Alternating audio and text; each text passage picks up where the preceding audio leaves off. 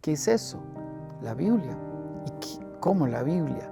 ¿Un estudiante de leyes lee la Biblia? Sí, es la carta de amor de Dios para nosotros. Esa es mi definición de relación con Dios. Es una relación personal. Usted es una profesional en teología. Yo no soy un profesional en teología. Yo soy un profesional en leyes. Pero como yo no soy un profesional, me doy la libertad de explorar y de aprender continuamente, porque entiendo que no sé.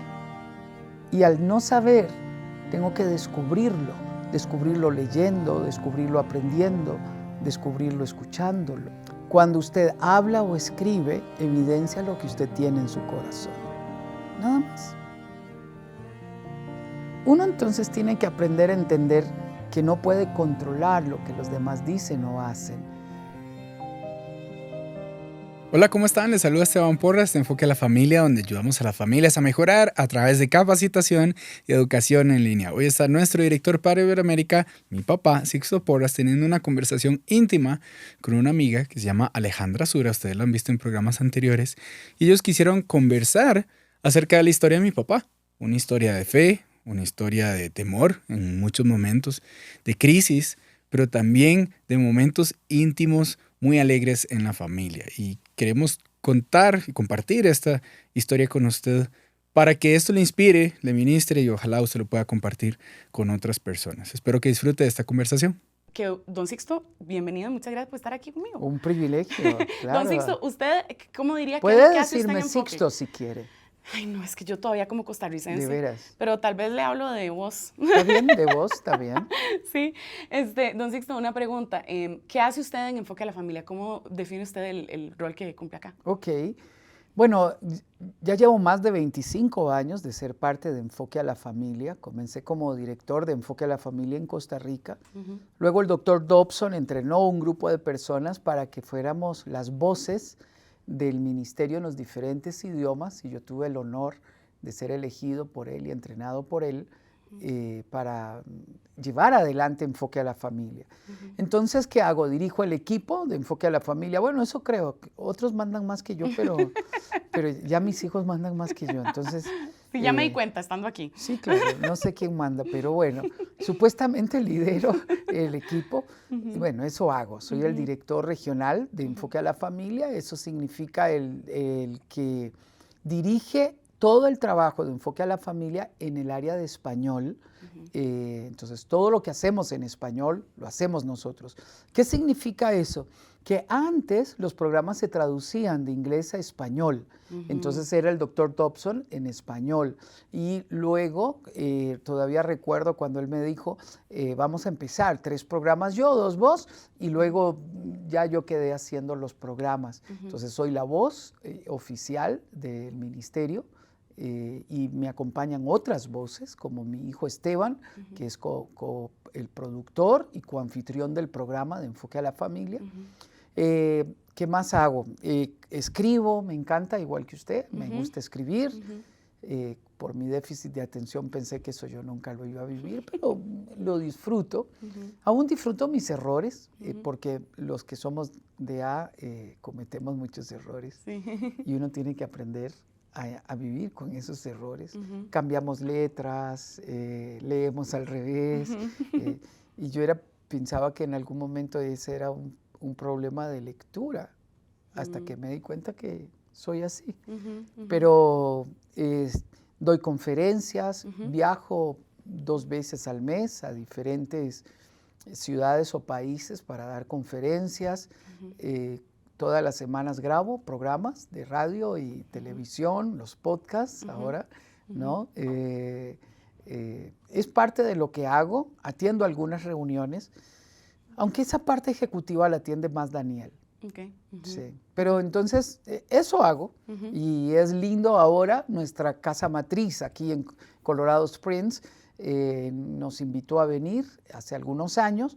Y ahora trabajamos desde aquí, aunque parte de nuestro equipo está en Costa Rica y otros países. Lindísimo. Y para las personas, o sea, es muy difícil que tal vez no conozcan Enfoque a la Familia. Enfoque a la Familia es tan conocido. Pero no sé si esto está muy claro, por lo menos para la gente. ¿Cuál es la meta de Enfoque a la Familia? O sea, qué es lo que empuja y qué es lo que busca Enfoque a la Familia? Enfoque a la Familia nació en el corazón del Dr. Dobson con la meta de ayudar a las familias a mejorar y proveer recursos. Aquí, por ejemplo, en todo el ministerio somos más de 700 compañeros. Lo que hacemos es investigar temas de familia, publicar sobre temas de familia. Y cuando hablamos de temas de familia, tenemos un departamento Provida, un departamento de crianza de hijos, un departamento de matrimonio, tenemos un departamento de política pública, tenemos varios departamentos donde estamos constantemente creando, investigando, publicando, creando recursos para acompañar a las familias en todas las etapas de vida. Entonces, ese es nuestro trabajo. Por ejemplo, hay un departamento de pastores donde procuramos acompañar los pastores y sus familias en su tarea pastoral. Entonces, eso es Enfoque a la Familia. Tenemos oficinas en 13 países alrededor del mundo, aunque nuestro trabajo se publica en más de 140 países, unos 25 idiomas. Entonces, hay un trabajo internacional también muy intenso. El primer idioma, lógicamente, nació acá en Estados Unidos, es inglés, pero el segundo idioma en el que se tradujo el programa de Focus on the Family fue español, 1988. Entonces, es un enfoque, por supuesto, desde una perspectiva cristiana. Claro, O sea, todo lo que hacemos tiene una perspectiva cristiana, bíblica. Ese es nuestro trabajo. Aunque tenemos doctores en los diferentes departamentos, el doctor Greg Smalley es el que dirige el área de matrimonios, el doctor Danny Huerta es el que dirige el área de crianza de hijos, y así hay diferentes especialistas con grados académicos muy altos que están creando, investigando y publicando. Y de ahí nosotros tomamos para traducir o adaptar, o bien nosotros hemos creado programas que se han traducido a inglés, al árabe, al chino y a otros idiomas. Por ejemplo, nuestra oficina de Ecuador creó una certificación para entrenar consejeros bíblicos, y entonces son 7 certificaciones que llevan estudian libros, hacen trabajos, investigan y ayudamos a la iglesia a formar consejeros. Entonces, hay cosas que hemos creado en español y se han utilizado en inglés. Wow, lindísimo, gloria a Dios, y tan necesario, y voces que además me parece que son especialmente necesarias en estas épocas. Don Sixto, le voy a hacer preguntas de su vida, porque aprendí y me he dado cuenta que no le han hecho muchas entrevistas personales de conocerlo. Además, o sea, tanta gente lo conoce, tanta gente lo ve, lo escucha. Usted está en toda Latinoamérica, pero me gustaría hacerle preguntas porque creo que a veces preguntarle a la gente de su vida nos enseña quizás igual o más, ¿verdad? Que simplemente escucharlos hablar. Entonces, usted podría compartir con nosotros una experiencia donde sintió un encuentro particularmente íntimo con Jesús que haya marcado su vida. Sí, a mis 5 años. Seguro muchas, pero por lo menos algunas. Sí. Esta siempre la recuerdo porque para mí es yo nací en la iglesia, es decir, mis padres se convirtieron en la iglesia de enfrente del negocio de mis papás, que era un pequeño hotel en Guanacaste, en Costa Rica, y ahí crecimos en las bancas, en los domingos, ir a la escuela dominical. Luego almorzábamos juntos, mi papá hacía el almuerzo los domingos, era algo especial. Luego hacer devocionales en casa. Eso fue desarrollando en nosotros una sensibilidad espiritual.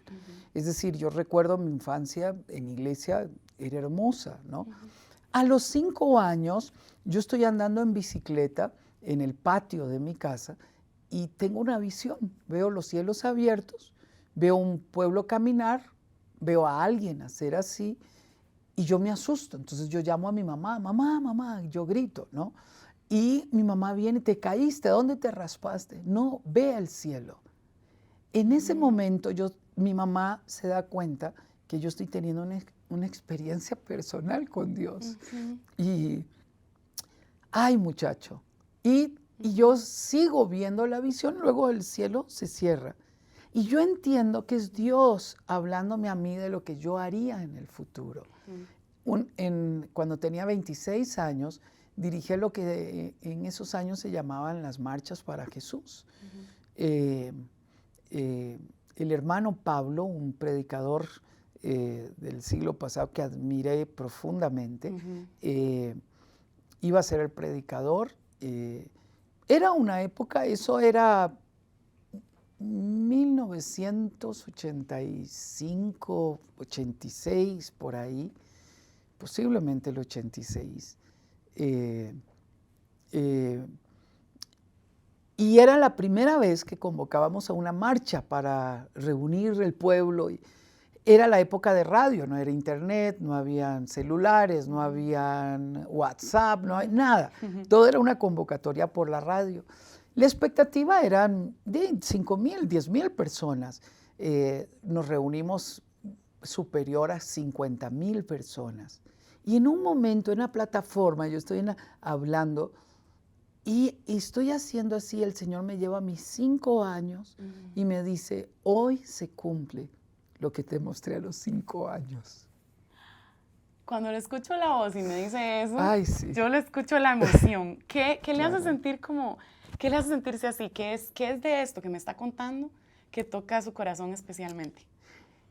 Es entender que podemos tener experiencias espirituales profundas como esas y que no hay edad, que yo lo viví a los 5 años. Yo entendí que era, aunque yo no tenía la conciencia de un adulto, yo podía saber que aquella experiencia de mis 5 años fue Dios y que en el resto de mi vida he tenido muchas experiencias así que son muy personales, posiblemente casi no las hablo porque no quiero que las personas vivan de experiencias.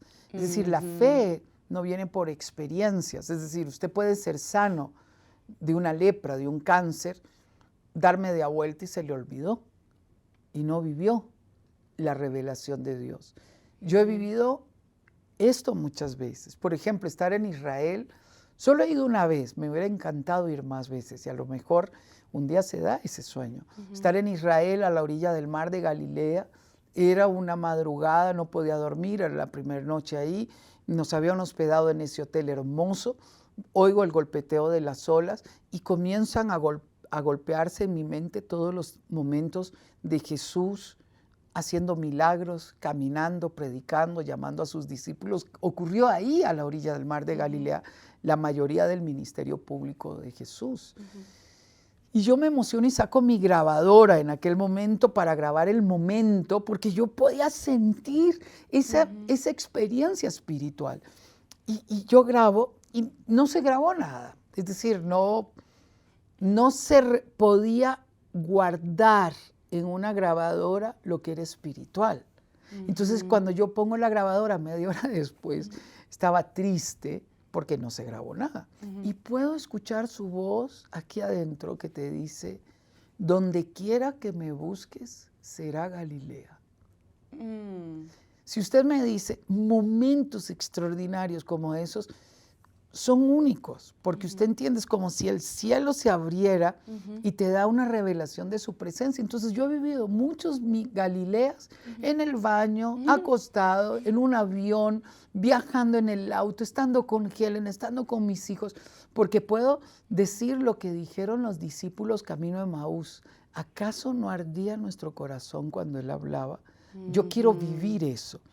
Esos momentos, digamos, yo quisiera que todos los días fuera igual. No siempre es tan claro, pero yo quiero vivir eso siempre.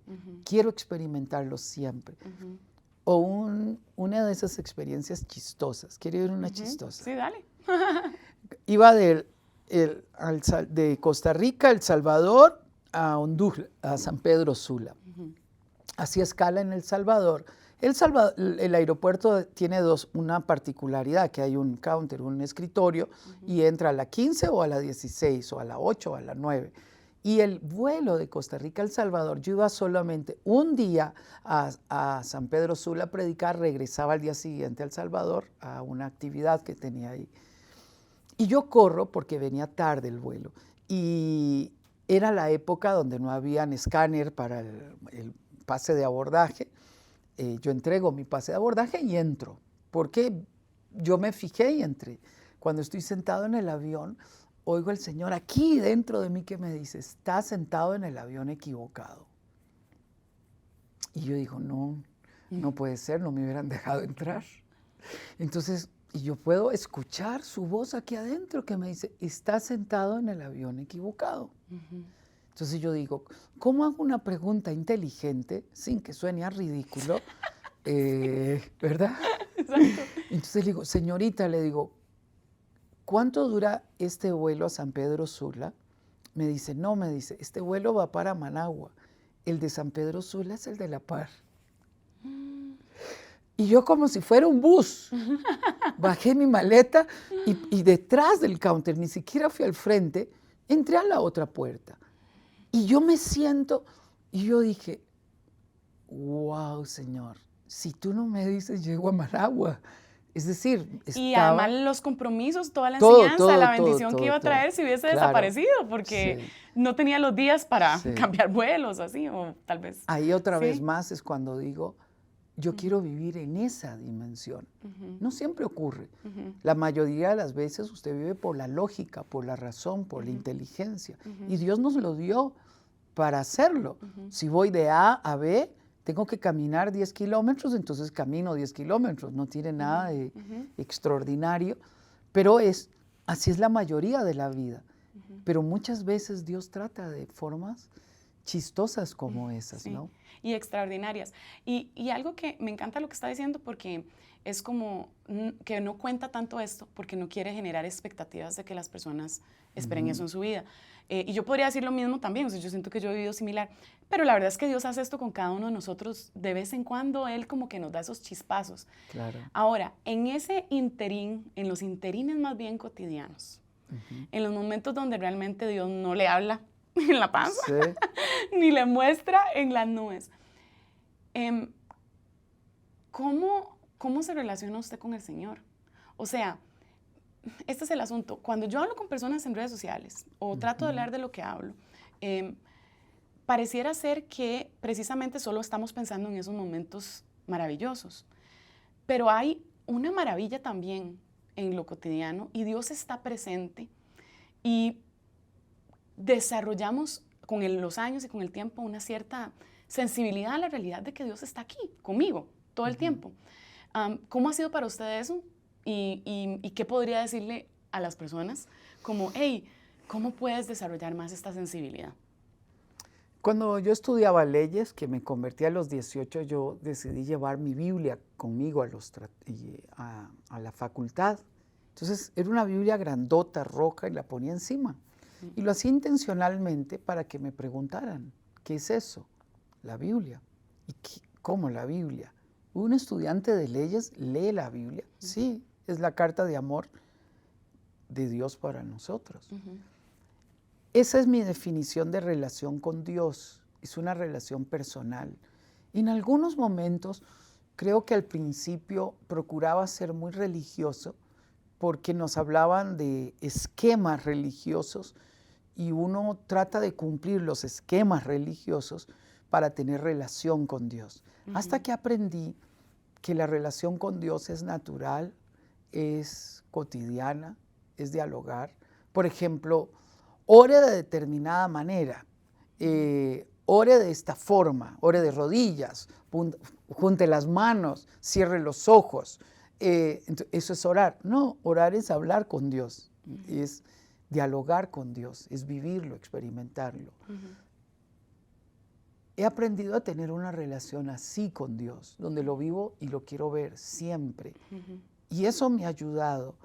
Es Jesús cuando enseña a orar a sus discípulos y les dice, entren al cuarto y hablen con el Padre. Él ya sabe todo. De por sí ya lo sabe todo. Hasta la intención de los pensamientos, dice el Salmo. Pero hablen de las cosas de ustedes. Entonces yo he aprendido a tener esa relación con Dios. Cosas que no me permito, por ejemplo, nunca hago bromas ni chistes de Dios. Ahí los judíos son más serios que nosotros. Los latinos usamos el idioma para comunicarnos, pero no entendemos que el idioma tiene un poder cósmico más grande de lo que imaginamos. Entonces el latino puede mentir y no le da nada, puede decir algo que no va a cumplir y no le da nada, puede ponerle el nombre más exótico a los hijos y no le da nada, porque piensan que no tiene ningún efecto, lo cual no es cierto. Entonces, yo veo muchos cristianos o aún colegas haciendo chistes de Dios y yo digo, tú no puedes hacer un chiste de Dios y luego clamarle al Dios Padre, Señor de todo lo creado. Entonces, digamos, también eso es una máxima en mi vida. Eso es como reverencia, es lo que entendí. Claro, una reverencia. nunca hago bromas del Señor, nunca tomo su nombre en vano. ¿Por qué? Porque quiero entender que cuando yo lo llamo, es el Rey de Reyes, Señor de Señores, Creador de todo lo existente, es al Dios que yo clamo por un milagro. Pero también en otros momentos es mi Padre. En otros momentos Jesús es mi hermano mayor, como se revela. Es mi amigo, es mi consejero, es mi refugio, es mi roca. Entonces yo he aprendido a vivirlo así, a pedirle perdón cuando me equivoco. Por ejemplo, yo aprendo mucho escuchando, digamos, usted es una profesional en teología, yo no soy un profesional en teología, yo soy un profesional en leyes, pero como yo no soy un profesional, me doy la libertad de explorar y de aprender continuamente, porque entiendo que no sé. Y al no saber, tengo que descubrirlo leyendo, descubrirlo aprendiendo, descubrirlo escuchándolo. Eso me da la libertad a mí de entender que no sé y que tengo que aprender. Entonces, una de las cosas que yo siempre quiero es tener el corazón de un discípulo, de uno que tiene el corazón abierto para evolucionar en un concepto que en algún momento creí que estaba bien y que luego me doy cuenta que no estaba bien. Entonces, ese es el corazón de un discípulo, uno que huele al maestro, que tiene el polvo del maestro, uno que Elías y Eliseo, que siente el manto del maestro. Así es mi relación con Dios. Entonces puedo bendecir a mis hijos en el auto, puedo bendecirlos cuando los llamo, puedo bendecir a Helen hablando con ella, pero sí he tenido que trabajar la parte religiosa para que la formalidad religiosa no me robe mi relación natural. Total. Por ejemplo, un día estaba con unos colegas que habían ido a un congreso mundial de evangelismo. Ellos estaban riendo, yo creo que esto nunca lo he dicho, porque cuando el doctor Billy Graham era uno de esos eventos, hizo un llamado a salvación, varios colegas pasaron al frente llorando, quebrantados, recibiendo a Jesús. La broma entre los colegas era, ¿cómo es posible que hayan pastores que hayan pasado al frente a aceptar a Jesús? Y yo me dije, si yo hubiera estado ahí y yo siento convicción de pecado, yo paso al frente, me arrodillo y le entrego mi vida a Jesús 1000 veces. ¿Por qué? Porque la formalidad pareciera religiosa es que usted acepta al Señor una vez y para siempre. Eso no es cierto. Usted acepta al Señor todos los días, entrega áreas de su vida.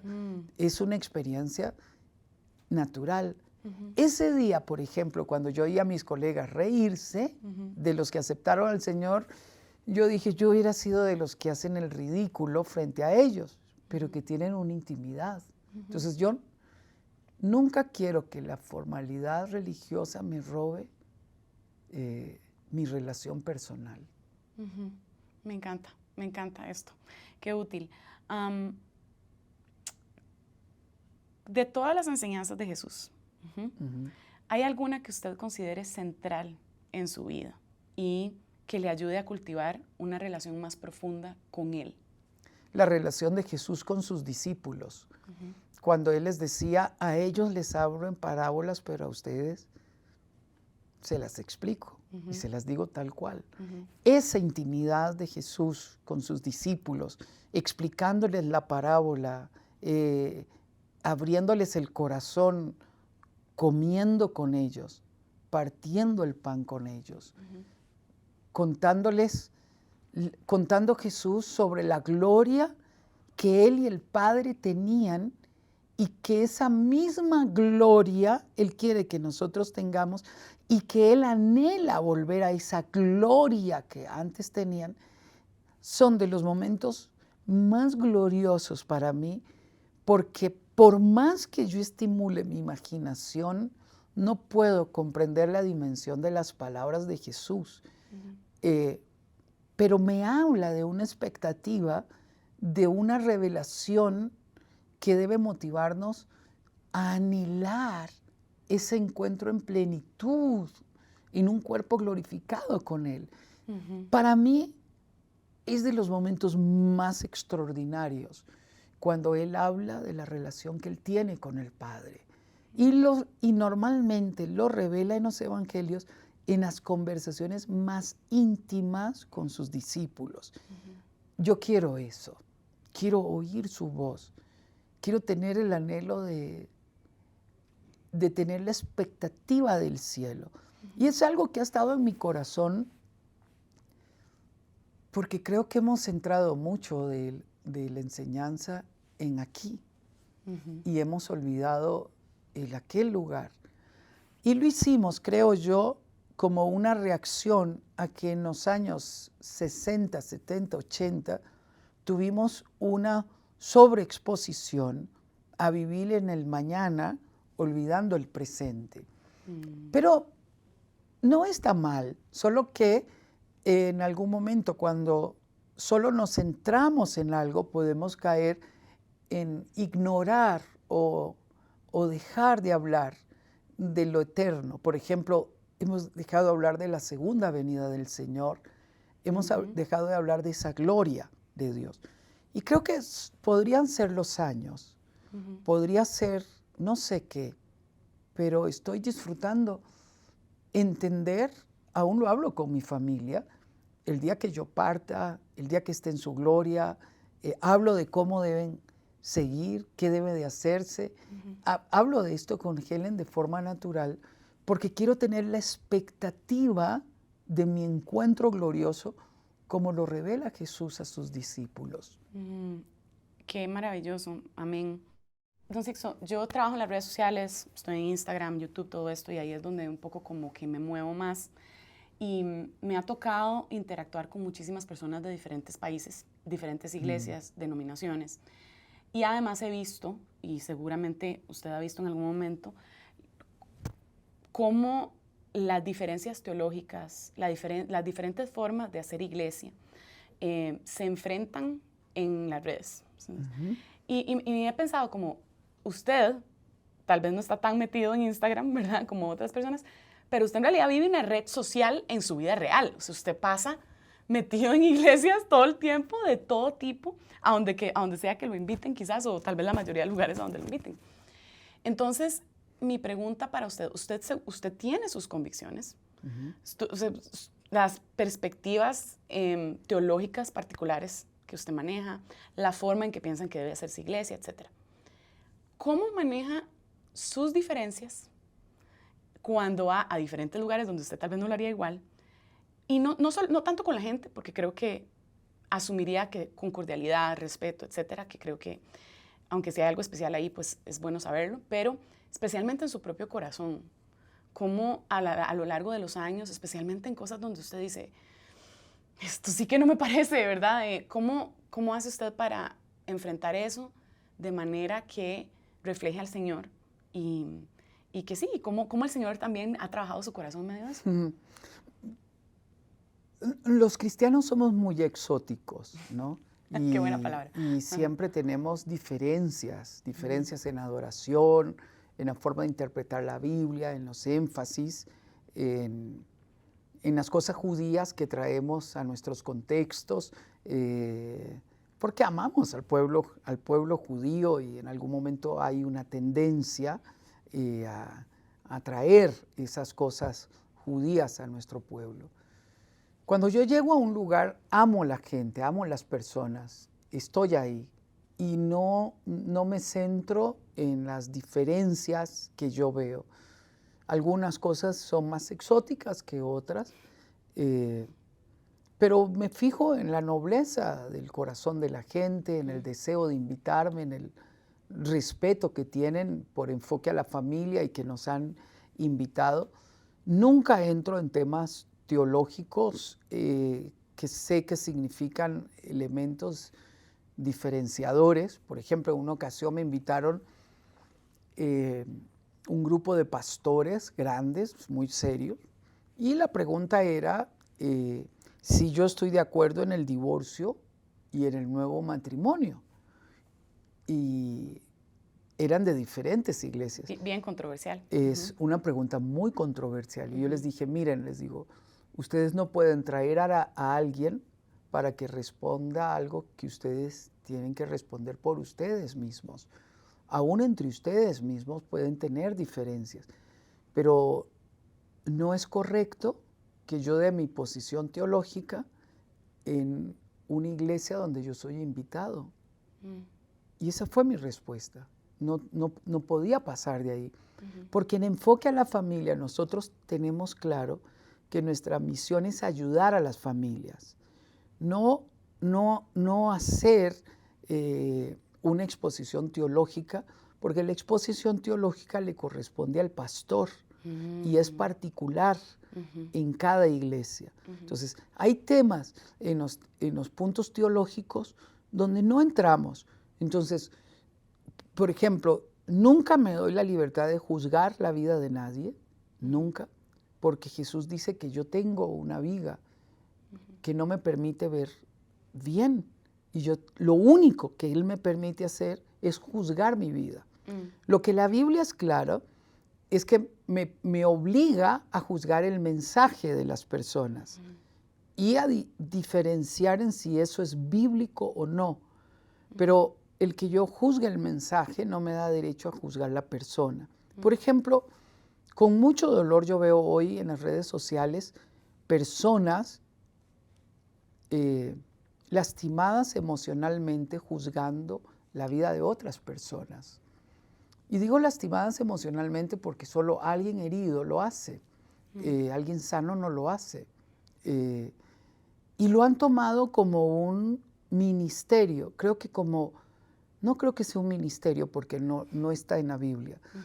Lo han tomado como una forma de estimular el morbo en la gente que les ve, porque el morbo en las redes sociales se exacerba creyendo que porque soy anónimo o porque yo estoy en un lugar donde no me pueden tocar físicamente, yo puedo dañar la dignidad de otra persona.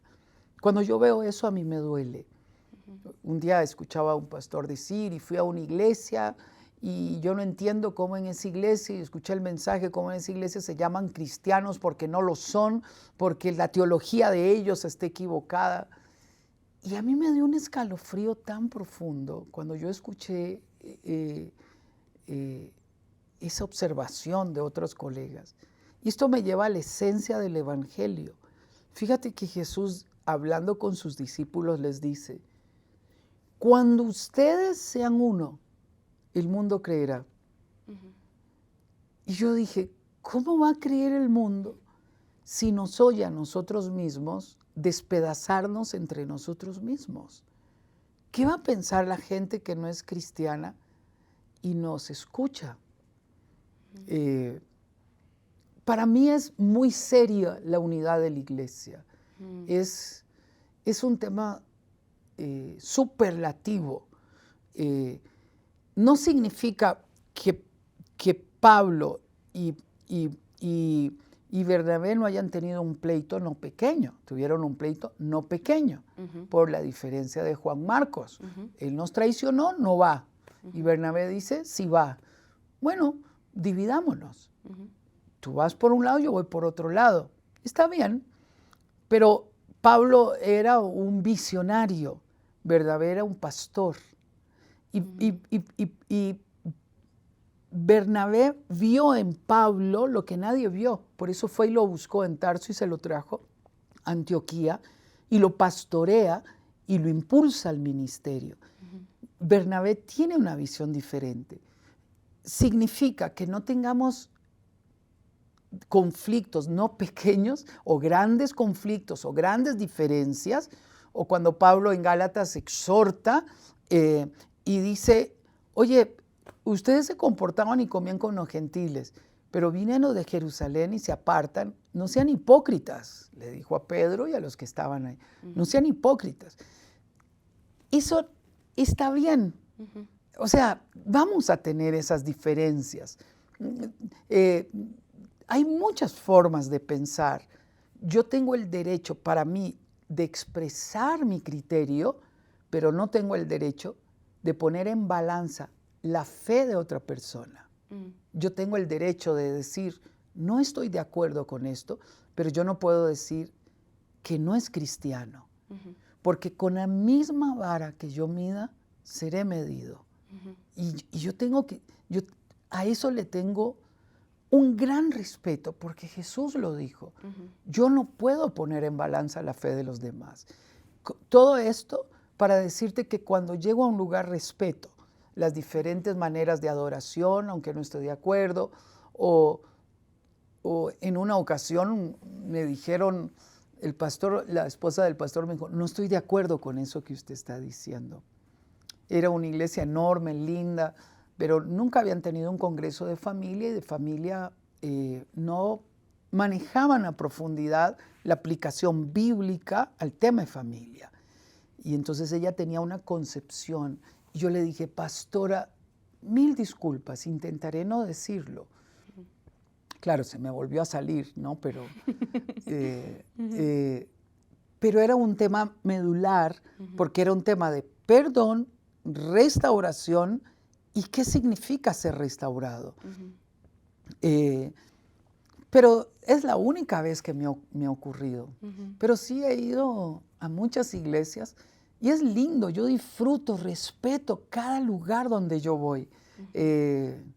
Amo las personas, pido a Dios que me ayude a ver el corazón de las personas, porque si no, me auto boicoteo a mí mismo, enfermando mi corazón, prejuiciándome contra las personas a las que voy a servir, las que tuvieron la gentileza de invitarme, las que dijeron, posiblemente no pensemos igual, pero invitémoslo. Entonces yo en eso me cuido, porque yo disfruto cada lugar. A veces me preguntan que cuál es el país más lindo al que yo he visitado, o ciudades más lindas.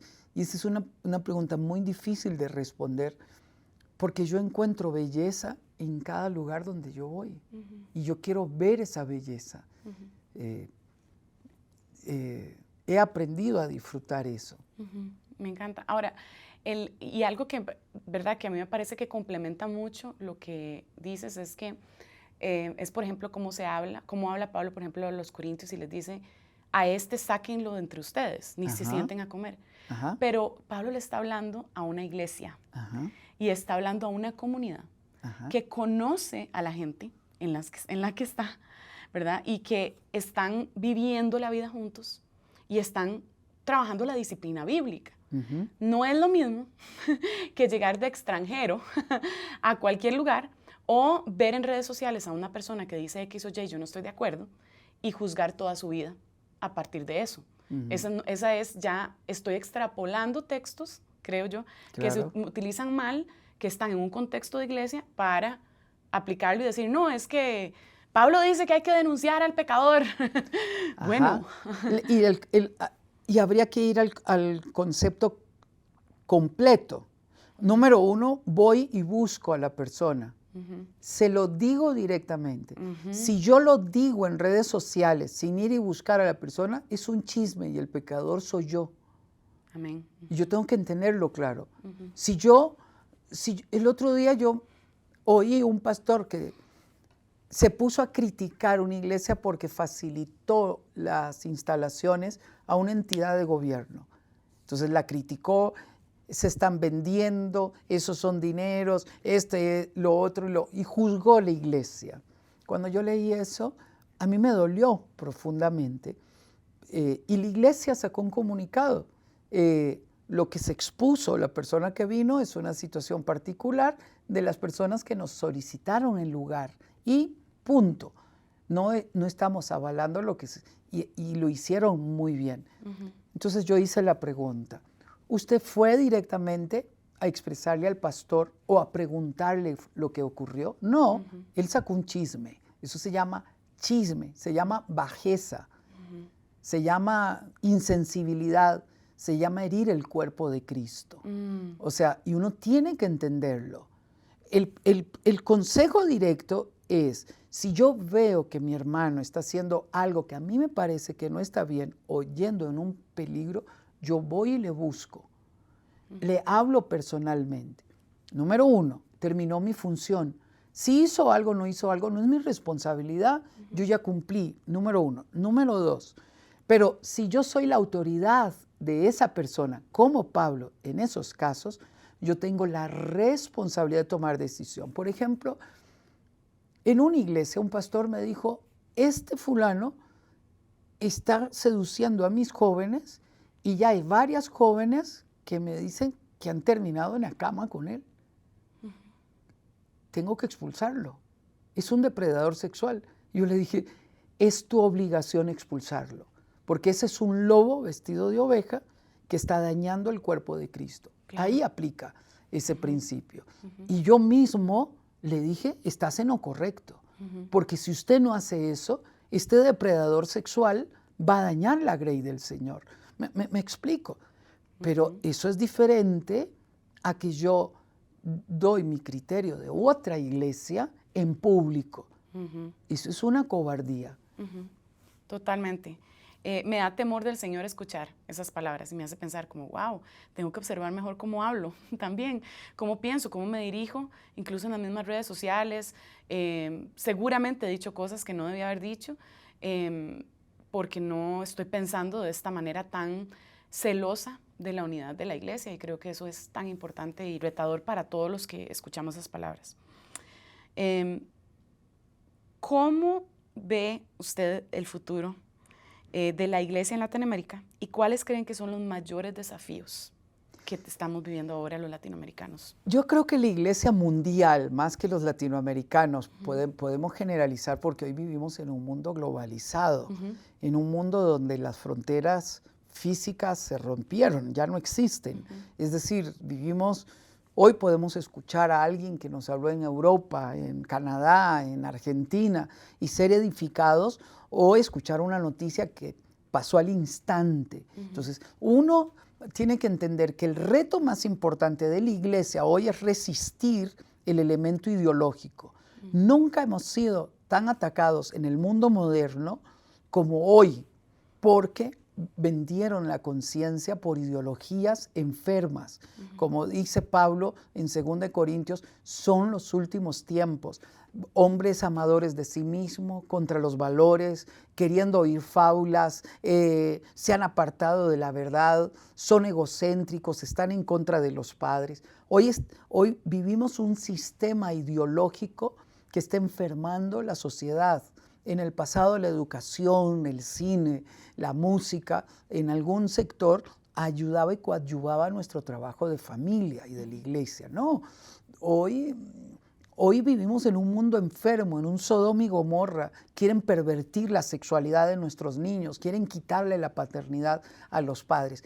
Pero en medio de esta oscuridad creciente, la iglesia y las familias cristianas brillarán más que nunca. Y ese es el futuro de la iglesia, brillar más que nunca, y hay que resistir esta presión. Hay que entender que hoy hay que pagar el precio de ser cristianos, de creer a Cristo, de predicar a Cristo. Hay que construir una generación de misioneros que vayan a la presidencia de la República, a la Suprema Corte, que estén influenciando los diferentes estamentos de la sociedad. Y hoy tenemos que tener un sentido de misión. La iglesia tiene que volver a crear escuelas, colegios, universidades. La iglesia tiene que volver a ser alternativa. ¿Por qué? Porque la oscuridad está tomando el mundo. Y las familias vendrán desesperadas buscando la luz. Y la única luz que queda es la iglesia de Cristo. Y por eso tenemos que entender que lo que tenemos que hacer es resistir esta presión, resistir este momento, que es un péndulo que ha ido en un extremo, pero que volverá a la esencia. Por ejemplo, estoy leyendo varios catedráticos universitarios, uno de la Complutense de Madrid, otros doctores de México, no cristianos, que están hablando contra estas ideologías. Y ellos dicen, no se puede separar la sexualidad de la biología. No se puede crear un elemento ideológico para interpretar diferentes géneros como si fuese el antojo de cualquiera, como quiera sentirse. No, no, no, no. Y están teniendo estos efectos en la sociedad, efectos como, por ejemplo, depresión, como, por ejemplo, intentos de suicidio, como, por ejemplo, adicciones más que nunca. Entonces, estamos viendo que hay un despertar en el mundo intelectual de personas que tienen valores y principios que se están levantando contra estas ideologías. Y muchos de ellos ni cristianos. No, muchos de ellos no cristianos y son científicos. Pero alineados con esos valores. Exacto, son científicos sociales que están diciendo es un momento peligroso. Entonces, como iglesia, ¿cuál es el futuro? Hay Señor, hay Dios. El Dios ha hecho prevalecer la iglesia en todos los momentos que hemos vivido. La iglesia ha crecido en Cuba, la iglesia ha crecido en China, la iglesia ha crecido en los países árabes donde abiertamente ha sido perseguida, donde se quiere aniquilar. Y por ejemplo, algunos de los países dijeron, de estos regímenes totalitarios dijeron, no vamos a permitir que construyan más templos, y su idea fue, cuando estos viejitos religiosos se mueran, la iglesia murió. Lo que no sabían es que este reino es espiritual y el final de esta historia es Él viniendo en gloria por un pueblo que soportó estos embates de la vida. Hoy es más difícil ser cristiano. Hoy podría ser hoy más difícil. No creo que sea más difícil que el primer siglo, donde experimentó el circo romano matando a los cristianos. No hemos llegado ahí. Hay colegas que han ido encarcelados en Canadá, en diferentes países, por estas leyes enfermizas. Claro, pero es parte de ser cristiano, me explico. Y es un momento donde la fe de muchos será probada, porque no todos lo van a resistir. Por ejemplo, yo he visto algunos colegas que vendieron su conciencia y hoy hablan de todo el elemento de ideología de género como si fuese lo moderno, lo cool, lo progre, ¿no? Y lo han metido, y lo han metido a la iglesia. Es decir, ahí se cumple la palabra de que no todos lo soportarán. Pablo dijo, algunos no soportaron mis prisiones. Es decir, cuando ya no vieron milagros, la fe de estos se enfrió. Algunos no soportaron la sana doctrina, porque cuando se dieron cuenta que había que ser fiel a la esposa, no lo soportaron y dijeron, mejor me voy a mi vida de pecado. Y no lo soportaron. Dice, amando más este mundo, se apartaron de la fe. Entonces, hay dos tipos de personas que van a soportar. Aquellos que han abrazado una fe radical y aquellos que son tibios, que a sí mismos se vomitarán. Es decir, estuvieron, simpatizaron, y posiblemente nunca fueron, aunque yo creo que algunos de ellos auténticamente son y simplemente están distraídos. Y ojalá vuelvan y se arrepientan antes de que sea tarde. ¿Qué consejo le daría a alguien que está comenzando su camino en el liderazgo de la iglesia y demás? Esas tal vez son dos preguntas separadas que le quiero hacer. Personas que están en su localidad, en su comunidad haciendo y empezando apenas el camino del ministerio. La otra cosa tiene que ver con las redes sociales. Creo que podría ser me interesaría mucho saber qué piensa sobre la gente que hace lo que yo hago, ¿verdad? ¿Qué piensa usted de mí, don Sixto? No, o sea, de los que están ahí y que se han abierto púlpitos inmediatos, ¿verdad? Que para mí tiene muchas cosas muy buenas y otras cosas peligrosas, pero me encantaría saber qué piensa. Con la primera pregunta, ¿qué piensa? Si usted está comenzando en el Señor, yo le diría, sea radical, disfrute al Señor. Nunca deje que se le apague el primer amor. Siga usted amando a Dios como el primer día. No deje que le digan, pronto se le va a pasar ese fuego, es el primer amor. No, no lo pierda. Sirva apasionadamente al Señor. Número 1. Número 2, evolucione conforme evoluciona su llamado y sea fiel al llamado. ¿A qué me refiero? Aprenda a hacer el viaje al corazón para ser auténticamente usted, porque muchos querrán imponerte su visión. Y sobre qué pienso de las redes sociales, yo también estoy ahí. Y el equipo hace un gran trabajo.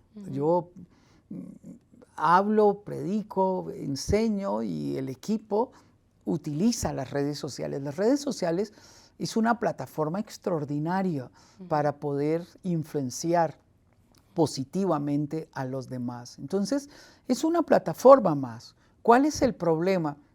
El problema para mí es cuando se hace una adicción, pero no tiene que ver con los que utilizan las redes sociales, sino los dueños de las redes sociales, los dueños de las empresas de tecnología, no dejan que sus hijos tengan ni celulares ni estén en redes sociales, porque ellos mismos son conscientes de que crearon algo que crea adicción.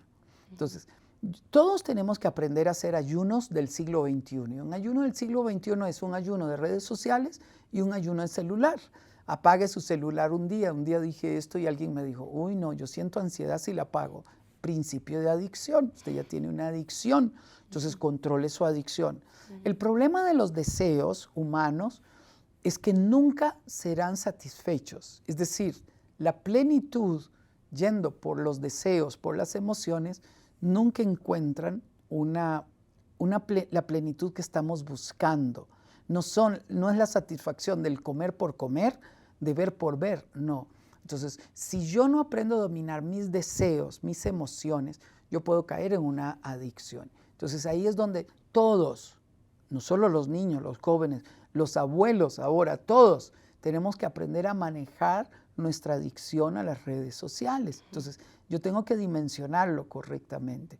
Pero es una plataforma para hablar. Por ejemplo, esta es otra intimidad. Una ocasión sostuve una reunión con un presidente, ¿no? Y fue una reunión buena porque lo felicité porque había tomado una decisión muy pro familia.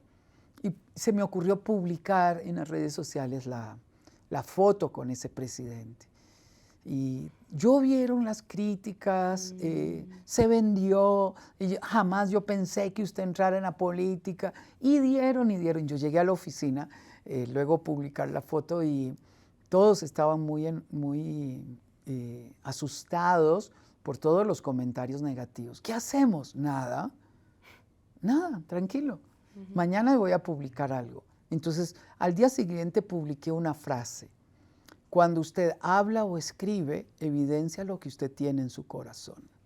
Nada más. Uno entonces tiene que aprender a entender que no puede controlar lo que los demás dicen o hacen.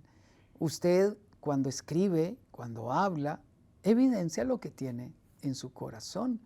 Yo no necesito explicar a nadie por qué lo hice, si está correcto, si está mal, algo, ¿no? Si yo me equivoqué en algo y veo una crítica constructiva y me advierte un peligro, es bueno que yo lo tome. Y entonces yo debo tomarlo para mi propio crecimiento. Pero uno tiene que tener cuidado en las redes. Pero las redes es un púlpito moderno, nada más. Y uno tiene que verlo de esta manera. Pero si uno tiene que entender, uno tiene que aprovechar las redes para verse a uno mismo. ¿Por qué lo hago? ¿Qué me motiva?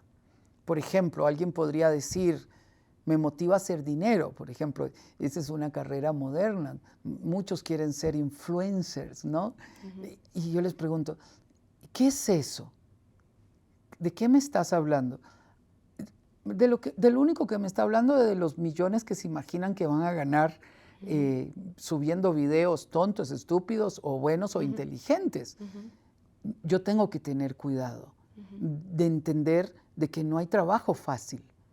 de que el éxito no es una cuestión de un golpe de suerte, de que yo cante feo o cante bonito y lo subí y gané millones. No es cierto. O sea, el éxito es trabajo continuo, es lucha, es tenacidad, es nunca vender mis valores ni mis principios por dinero o por fama o por popularidad.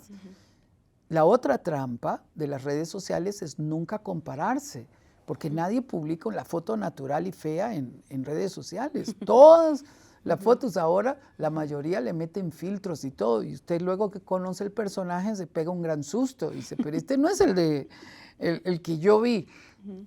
Lo que quiero decirte es que vivir en la matrix de las redes sociales podría convertirse en una fantasía que no es real.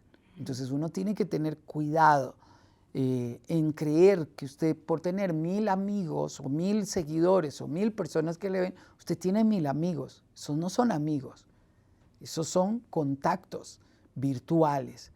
Amigo es el que corre cuando usted se enferma. Amigo es el que paga el precio para hablar, para recorrer kilómetros, para estar contigo como usted. Vino a Enfoque a la Familia. Eso es un amigo. Un amigo es aquel que está a tu lado en los momentos buenos y malos. Pero en los momentos malos, ninguno de los que le siguen a usted en redes sociales estarán con usted. Le van a despedazar. Usted metió la pata y todos te van a despedazar. Bueno, ¿por qué? Porque esas son las redes sociales. El otro elemento son los pecados capitales que en las redes sociales se pueden dar, como por ejemplo la comparación, la envidia y la codicia. Un día escuché a un amigo hablando con otro que le dijo, él tenía 1,5 millones de seguidores, el otro tenía como 4 millones, el de 1,5 millones. Le dije, ¿qué no haría yo con 4 millones de seguidores? Y cuando yo lo escuché, yo dije, pero este tiene 1,5 millones. ¿De qué está hablando? No importa la estatura que usted tenga, siempre quiere 1 centímetro más. No importa lo que usted tenga, siempre va a creer que lo que el otro tiene es mejor. Entonces, yo tengo que tener cuidado en esta matrix de la fantasía de no codiciar, de no envidiar, de no dejar que mi corazón se enferme porque creo que el otro tiene más que yo y no perder la autenticidad, de entender que las relaciones de carne y hueso, de sentarnos a tomar un café, de hablar, de conversar, pueden ser sustituidas por relaciones virtuales. No es cierto. Y me da dolor, porque entre más leo sobre el tema, veo problemas ligados de adicción, depresión. Entonces yo tengo que entender que entre más yo esté en redes sociales, en el mundo virtual, yo voy a correr el peligro de sentirme solo, deprimido y de tener pensamientos tristes de mí mismo. Sí. Porque la matrix de la red social no es un instrumento para informarse, educarse, para aprender, para ver noticias o para chismear un rato, lo cual vamos a decir. Los hombres nos informamos, las mujeres chismean, pero como quiera. No, señores, eso no es así. Ah, bueno. Todos nos gusta chismear, a todos nos gusta chismear, pero bueno, espero que el término se entienda, ¿no? Sí, claro, sí. Chismear, sí, chismear. Bueno, pero no puedo vivir en esa realidad virtual 5, 6, 7 horas o 9 horas. Me voy a deprimir. Tengo 2 preguntas últimas. Y podríamos dejarlas o no. Entonces, no sé, porque es un poco más íntima, entonces es importante, pero bueno, usted puede decidir si no quiere contestar. Anoche yo cené con su familia, fue lo más lindo, una familia preciosa. Parte de su familia, nos faltó Esteban, el famoso, el otro famoso, pero de ahí la próxima vez esperemos que nos acompañe. Ahí está detrás, lo que pasa es que ustedes no lo pueden ver. Fue lindísimo compartir con ustedes, escuchar, y se nota que todos tienen mucha confianza, que hay espacio para que todos expresen lo que piensan, hablan de anécdotas, o sea, una familia linda, ¿verdad? Algo que noté es que varias veces se distraían en las conversaciones y se hablaban ciertas cosas. Y usted volvía un poco como a mí y me preguntaba, Alejandra, ¿cómo conociste a tu esposo? Alejandra, ¿y cómo estás en tal cosa? Alejandra, ¿y qué pensás? ¿Verdad? Y era como casi que la conversación se iba por un lado y usted siempre hacía un esfuerzo para yo entrar ahí. Me pregunto qué estaba pasando por su mente en medio de esa experiencia. ¿Por qué eso? Y esto me parece importante porque creo que es una destreza social, la verdad. Esa es mi teoría. Yo le puedo decir más de lo que pienso de eso, pero creo que es una destreza social y me pregunto si es algo que usted hace ya automático y no lo piensa mucho, o hay una intencionalidad detrás de eso, o la práctica en la vida, pero hay efectos, eso produce efectos en la dinámica de una conversación, ¿verdad? Especialmente cuando tiene un invitado, ¿verdad? Entonces, sí, cuénteme un poco sobre eso. Cómo me gustaría que todos los invitados pudieran ser tan honestos de decir lo que están pensando. Bueno, mi familia es así, muy dispersa, es decir, entramos en un tema y también yo soy muy disperso. Pero cuando hay un invitado, me gusta atender al invitado, escuchar al invitado. A veces soy yo el que conduce la conversación y a veces es mi esposa o mis hijos o cuando estamos juntos. Depende del que observe eso. Pero sí nos pasa, somos muy distraídos y vamos de un tema a otro y se ríen de mí porque yo cambio de tema y ellos son iguales, pero ellos creen que soy yo, el de déficit de atención, que sí, ¿no? Pero, y que ¿por qué hago eso? Yo tiendo mucho a las relaciones y me gusta conocer las personas, me gusta escuchar las personas. Entonces también, aunque mi trabajo es hablar, también hago silencios y escucho y disfruto eso. Lo que viste es lo que somos, así somos.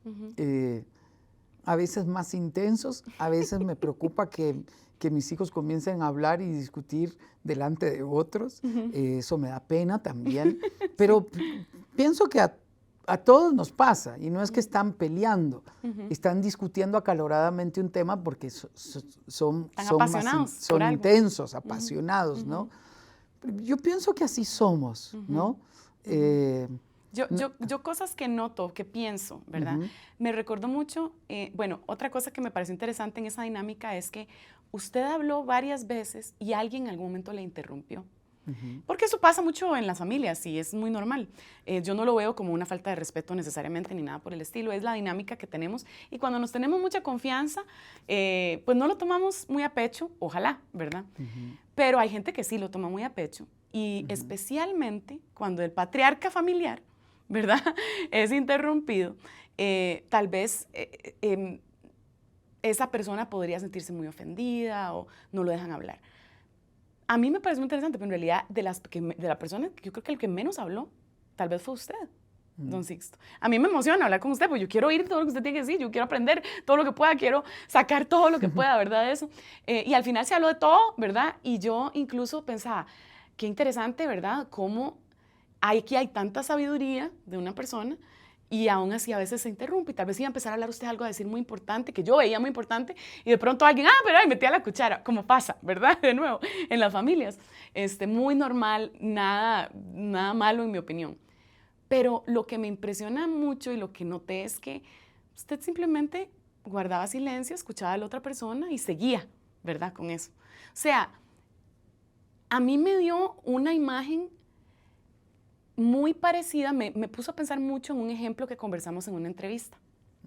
Usted trajo el ejemplo de Pedro diciéndole a Jesús, como no, Señor, o sea, ¿cómo vas a hacer esto, verdad? Porque Jesús está anunciando, está diciendo que lo van a aprender y demás. Y me puse a pensar mucho en eso, meditaba en eso ahora en la mañana. ¿Por qué Pedro habría tenido la confianza de hablarle así al Señor? O sea, ¿cómo es que...?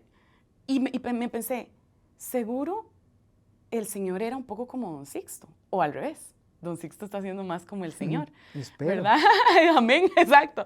Y es que quizás su liderazgo y su acompañamiento a su familia no es algo autoritativo o impuesto de aquí el que habla soy yo y nadie me interrumpe, ¿verdad? o mi palabra final es la más importante. Es una relación tan cercana, ¿verdad? Y tan abierta, que ahí sigue estando, ¿verdad? El respeto de la familia, pero de pronto llega un momento donde Pedro piensa como que puede llegar y decirle a Jesús qué tiene que hacer en su ministerio, ¿verdad?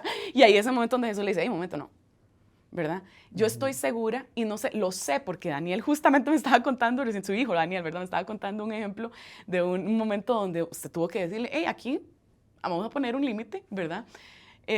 Y me puse a pensar, wow, en el momento en que hay que poner límite se pone, pero no es característico, es más bien, el corazón es manso y apacible, y eso permite, o a veces incluso hace que la familia diga, no, todo bien, aquí podemos interrumpir todo cuanto, ¿verdad? Pero no hay una presión, me explico, esa es la impresión que me dio.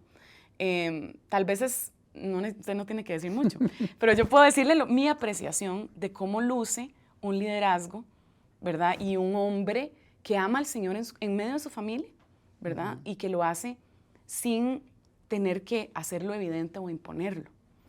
Eso me pareció muy lindo. Muchas gracias. Sería bueno tener una entrevista después. Con la familia, hay que traerlos acá. Esteban, no, con siéntese. Los invitados que han ido a comer a la casa para oír el corazón de qué sienten. En primer lugar, mi familia es una familia compuesta por adultos. Todos somos adultos. Mis hijos están casados, hay nueras, está Helen. Y la relación es una relación donde yo quiero que sea lo más natural. Para que sea natural, la autoridad no es un respeto de un patriarca que impone su voluntad. Yo escucho. Es más, creo que la mayoría de veces no impongo la voluntad. Creo que la mayoría de veces los complazco a todos. Porque tiendo a complacer a las personas y creo que es parte del respeto y una expresión de amor, complacer a las personas, aún escuchar a las personas. Normalmente en casa hago más silencio y escucho. Y no me siento irrespetado, digamos, si uno habla sobre el otro, porque es parte de la confianza de la familia, no me está irrespetando.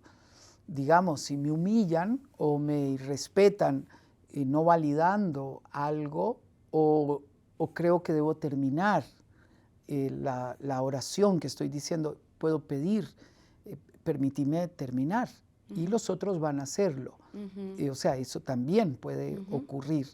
Pero es parte de la intimidad. Creo que entraste a una de esas conversaciones muy íntimas que permitió a la familia ser muy natural.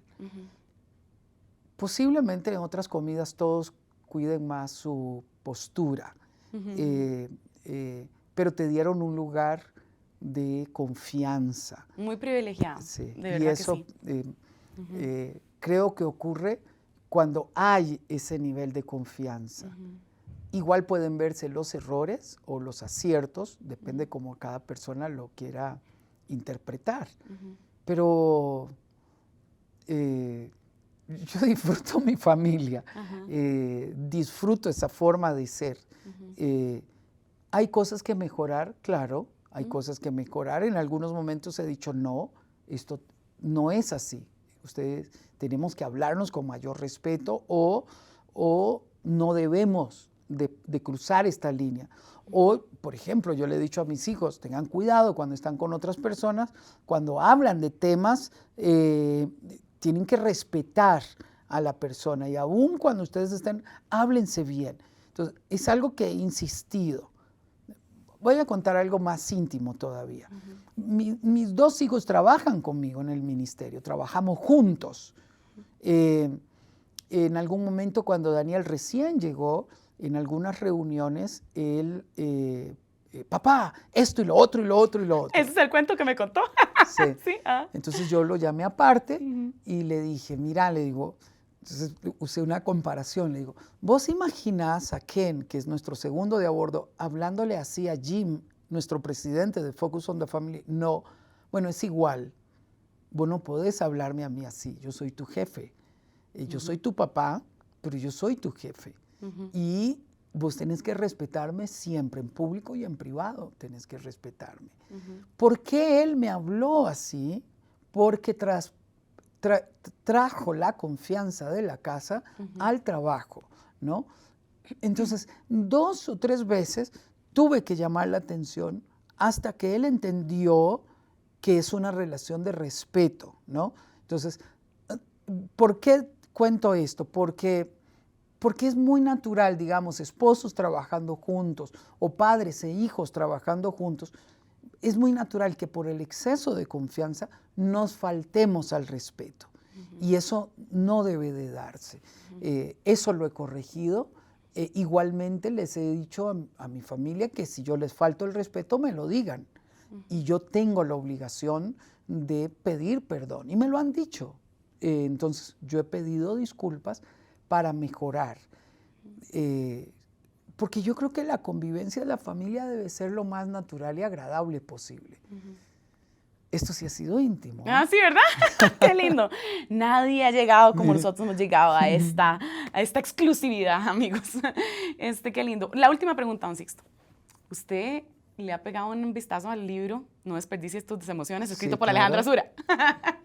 Sí, y lo ha hablado un poco, digamos, incluso en nuestras entrevistas, pero me encantaría saber qué piensa del libro y cómo cree que el Señor, ¿verdad?, quiera usarlo, y si hay debilidades también, como qué cosas podrían haber mejor o cómo se podría complementar, qué cosas tal vez usted hubiera añadido. Sí, cuénteme un poco cómo lo ve. ¡Wow! ¡Qué difícil eso! Uno no le podría añadir nada porque el libro es la expresión del pensamiento del autor y eso es algo valiosísimo, es hermoso. Creo que haces un abordaje de las emociones de una manera muy bíblica, muy en la perspectiva correcta, que no siempre lo vemos de esa manera. La mayoría de las veces que trabajamos emociones las vemos en sí mismo, en una mejora psicológica o humana, lo cual está bien porque habla de sentido de responsabilidad y tú lo dices en el libro varias veces, está bien. Es decir, la mejora está bien, pero el punto que a mí me pareció sumamente hermosísimo es que no se conviertan las emociones en una idolatría, en un lugar de Dios, en creer que así yo soy y me tienen que respetar y aceptar. Eso es egoísmo, es egocentrismo, lo pones en la perspectiva bíblica. Es decir, yo puedo sentir lo que pienso, lo que siento, pero tengo que aprender a ponerlo en la perspectiva bíblica. Uno, ¿de qué me está revelando? ¿Por qué yo siento lo que siento? ¿Por qué reacciono como reacciono? Eso me parece bien. Y dos, el hilo conductor del libro de poner la Biblia como el centro del manejo de nuestro carácter y del manejo de nuestras emociones me parece muy rico. Porque uno tiene que entender que la tiranía de las emociones es simplemente un capricho de un ser caído. Y ahora que estamos en Cristo, la Biblia es claro, Pablo lo dice claro, hagan morir ¿qué? La gritería, el enojo, el hablar mal de los demás. Ustedes pueden airarse, pero no pequen. Me encanta esa escritura porque lo desarrollas en el libro de, claro, yo tengo la libertad de expresar mi emoción, pero nunca en detrimento de otra persona. Entonces yo tengo que aprender a leer mis emociones para, como lo has dicho en el libro, evidenciar las cosas de carácter que yo debo trabajar. Yo lo disfruté, a mí me parece un libro rico, especial. La verdad es, cuando te pregunté si era tu primer libro, siendo tu primer libro, es muy profundo. Es un libro que tiene un nivel de profundidad muy rico, pero al mismo tiempo es práctico, ¿no? Al principio me quedé como, yo quiero llegar al punto de cómo lo va a tratar, pero desde la introducción lo dejas claro de que lo voy a tratar. de que voy a entrar al punto, ¿no? Porque el libro genera una expectativa de que me va a ayudar a manejar esto. Y la expectativa lo aclara cuando el hilo conductor es la Biblia. Yo tengo que poner mi carácter, mi forma de pensar, mi manera de sentir positivamente en función de lo que dice la Biblia para que sea el retrato que me ayude a mejorar como discípulo de Cristo. Te felicito, la verdad es que es un libro extraordinario, maravilloso. Es un libro con muy buen contenido. Yo animaría a que las personas lo lean, aún lo puedan leer en familia. A ver, la forma de leer un libro no es... Nosotros fuimos muy lastimados cuando nos pusieron lecturas en colegio o universidades, porque había como que leérselo ya. Un libro es como un helado, es como un postre. Es para disfrutarlo, es volverlo a leer, es volver... Esto me llamó la atención, es rayar, es extraer frases, es dejar que el pensamiento te impacte. Entonces no es una carrera de terminar, porque no es una asignación, es un deleite. Para mí la lectura es un deleite. Entonces cuando uno se acerca al libro para disfrutarlo, y wow, y esto, y volverlo a rayar y verlo, a mí me pareció muy rico, te felicito. Muchas gracias, qué muy bueno, bien. qué bueno. ¿Qué está leyendo ahorita? Bueno, su libro. Muy bien, ahí está, ahí seguimos. Sí. Sí, ¿y lee mucho usted, don Sixto? Me gusta leer, no soy muy disciplinado en la lectura A mí me pasa lo mismo. de libros corridos, todos. Algunos libros me llaman la atención, me detengo, los dejo a un lado, vuelvo a retomarlo. Leo por interés temático, si estoy construyendo un tema, investigo sobre este tema. Como siempre debo de estar predicando, debo de estar investigando sobre lo que leo. He aprendido a leer la Biblia, por ejemplo, en función de familia. Ese es algo que me ha ocurrido en los últimos tal vez 15 años, que cuando leo la Biblia la veo en función de la familia, de edificar la familia, porque es a lo que Dios me llamó, ¿no? Entonces, o sea, observando qué habla de la familia, de las interacciones, de cómo exacto. eso se da. Por ejemplo, específicamente. Usted puede leer el embarazo de María y ver un milagro, y hay un milagro. Pero yo me pregunté, ¿y José cómo lo vio? Entonces usted pasa de Lucas a Mateo, y en Mateo usted puede ver cuando Dios se le revela, cuando José se entera que María está embarazada. No dice que le cuenta, pero uno tiene que deducir que algo tan profundo y tan privado solo podía decirlo María. Es decir, un ángel me visitó, me dijo que quedaría embarazada. José, tengo achaques y creo que estoy embarazada, pero nos casamos en un mes. O sea, pronto. José, esto fue espiritual. Y usted tiene que leer entre líneas. Y José dijo, no. La primera reacción de José, no. Y fue, María, sin ofenderla, tengo que divorciarme de ti. Es decir, no soporto esto.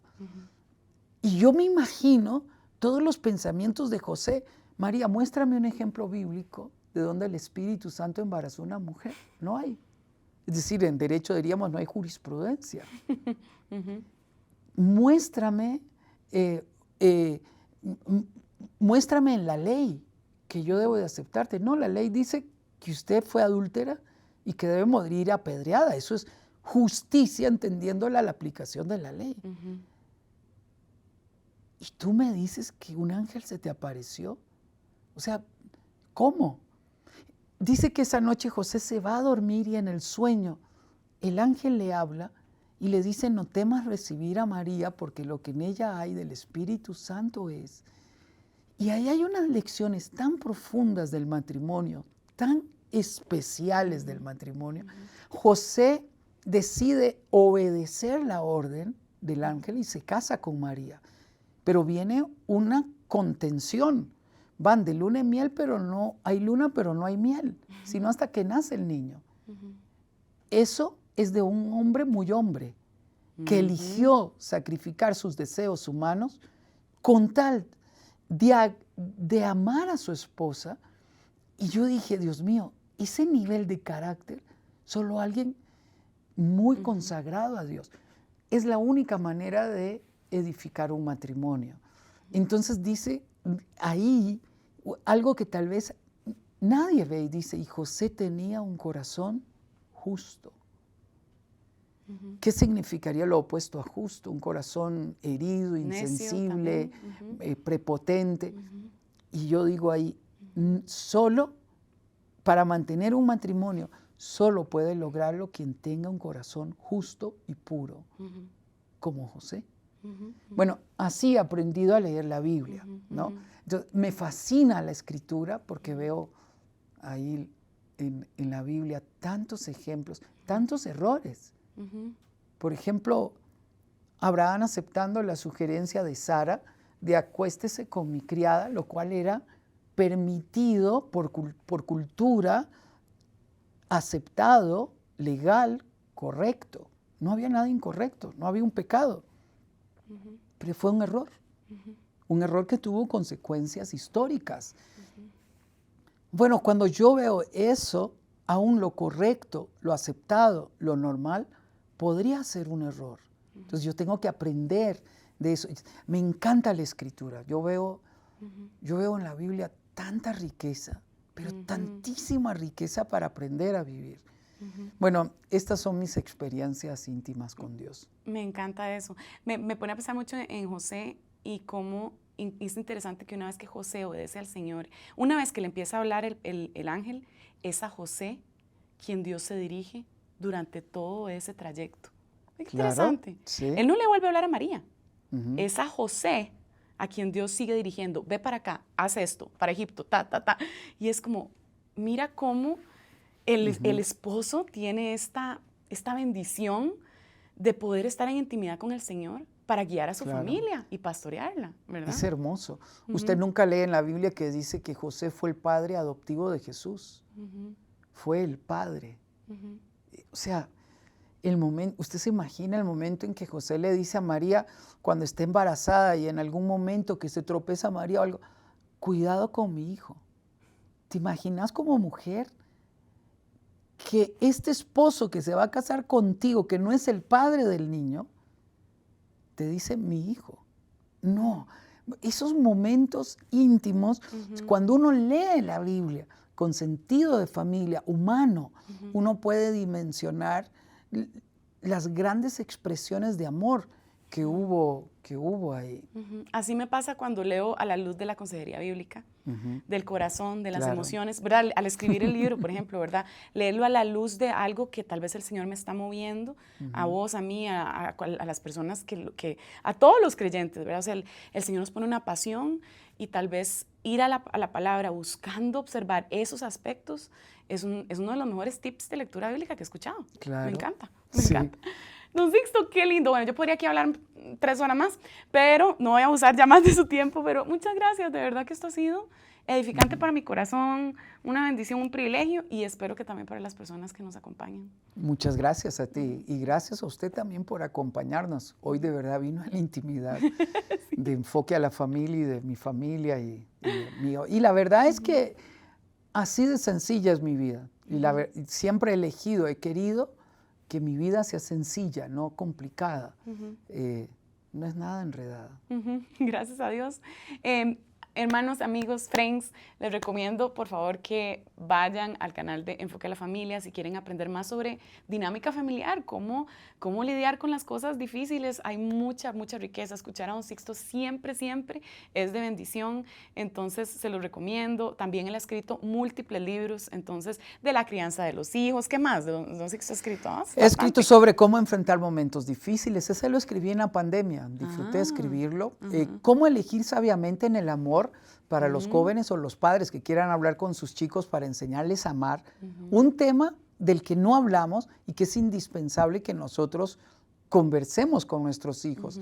He escrito sobre cómo tener el matrimonio que siempre he querido tener. Entonces ahí comparto algunas cosas bien íntimas y también muy bíblicas que disfruté muchísimo escribir. Otro libro, uno de los más recientes, Viva con sentido de destino, es la historia de José y sus hermanos. Si uno lee esta historia, los hermanos de José vivieron perdidamente, dice la Escritura. Pero lo que no sabían es que por sus venas corría sangre real. Y de cada uno de ellos surge una tribu de Israel.